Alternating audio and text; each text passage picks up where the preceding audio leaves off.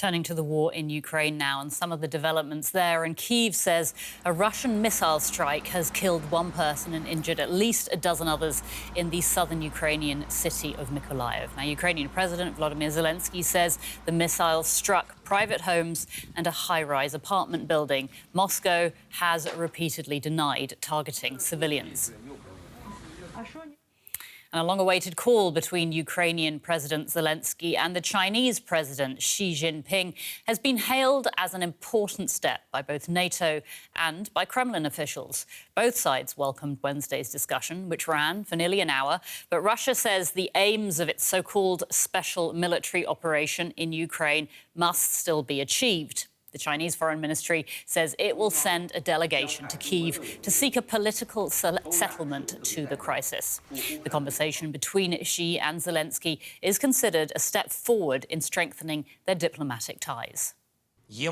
There is an opportunity to use China's political power to reinforce principles and rules that peace should be built on.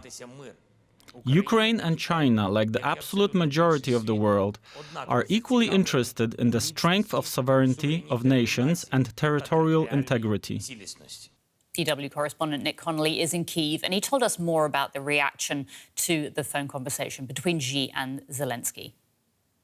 We've been waiting for this call for months now. There was a lot of speculation that it would happen after Xi Jinping went to Moscow in March. Back then, it didn't happen. So this is a sign that China is still willing to engage with Ukraine, that China believes in Ukraine's sovereignty. You'll remember there were those very controversial comments recently by Beijing's ambassador to Paris, talking about basically the fact that most post-Soviet countries weren't really fully sovereign and didn't really deserve that kind of status. So there is that kind of shoring up of the relationship. But I think it's all about damage limitation from the Ukrainian perspective. It's about stopping China helping Russia more full-heartedly. Right now, China is propping up Russia's economy, buying a lot of energy that used to go to the West, but they're not supplying weapons on a large scale. And that is something that people here in Kyiv are very worried about, because China is, let's be clear, basically the only country that has the depth of resources to really keep Russia's army afloat in terms of munitions, in terms of the kind of high-tech stuff they need to keep on building cruise missiles and other difficult high-tech systems. And if you look at the kind of noises coming out of Beijing, they've talked about the importance of going towards peace, maybe trying to come to kind of some ceasefire as early as possible. That is something that really worries people here, because from a Ukrainian perspective, that is basically about freezing the situation as it is now. And that is something that really plays to Russia's kind of demands, Russia's requests, at a time where Ukraine is thinking about going into a counteroffensive. So they're trying to kind of avoid that, avoid going into some kind of negotiation that would stop them going into counteroffensive, but try and keep China on side, trying to engage China to prevent them putting their full support behind Russia. And for more, I'm joined by Mike Martin. He's a senior fellow in war studies at King's College London. Hi there, Mike. Now, in this phone call with Zelenskyy, President Xi mentioned a peace plan. Is this a good time for Ukraine to be discussing peace with Russia? No, it's a terrible time.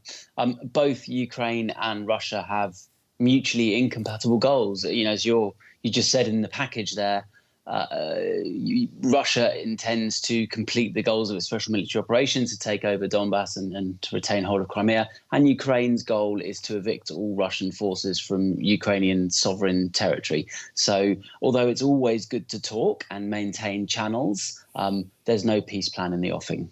OK, so let's have a look at what's going on in Ukraine right now. Now, apart from an ongoing defence of Bakhmut, we're not hearing much from the Ukrainian front lines. Is this a calm before the storm? Well, I think there's 2 points I would make. The first is that there is a media blackout in force. So the Ukrainian government has asked for a media blackout and restricted access for journalists. And the reason for that is because very clearly Ukraine has started what's called shaping the battlefield for its upcoming offensive. And if you look carefully, this morning, a Russian-installed official was assassinated in Zaporizhia. A couple of days ago, there was a surface drone attack in Sevastopol. There've been some Ukrainian probes in different areas. And what they're doing is they're just probing and testing the Russians to see where their defences are weak in preparation for the upcoming offensive. OK. Now, we've just had confirmation that Ukraine has now received almost all of the equipment promised by Western governments, tanks, armoured vehicles. Ukraine has also trained 9 brigades for a counteroffensive.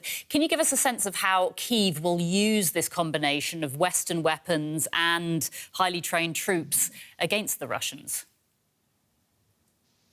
So the Russians have built fortifications along their lines. And so what Ukraine will be looking to do is, in one or maybe a couple of areas, is to punch through the Russian lines and get behind them. Because once you're behind those fortifications, you can then run about and knock about the Russian logistics and command and control and so on and so forth.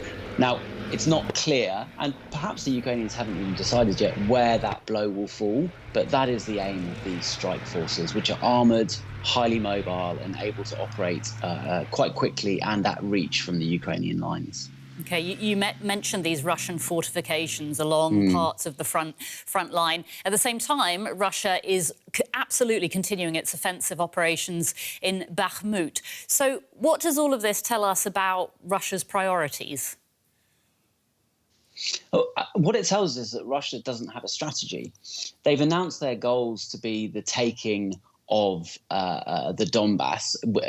In order to do that, they need to take Bakhmut. But at the same time, they're holding on to all this territory elsewhere in Ukraine, which they're having to divert resources to defend. So there's a bit of a mismatch between what they're doing on the battlefield and what their stated goals is. And that's partly because Bakhmut's become quite personal for President Putin, and he's ordering his generals to focus on that. But really, it means that they're spreading their resources too thinly across the battlefield, which is frankly a problem that the Russians have had right since the beginning of this conflict. I did just quickly want to ask you about reports that the Russians are setting up fighting positions at the Zaporizhzhia nuclear power plant. How worried should Ukraine and Europe be about that? Yeah. Well, we've seen this before. The advantage of doing that is, of course, if you set up an artillery battery in the middle of the nuclear power plant, it makes it very difficult for Ukraine to target it. So that's why they're doing it. I don't think the Ukrainians are going to be attacking the power plant. They're much more likely to bypass it during the counteroffensive and just wait for it to surrender. Mike, thanks so much for that. That's Mike Martin, military expert, joining us from the UK.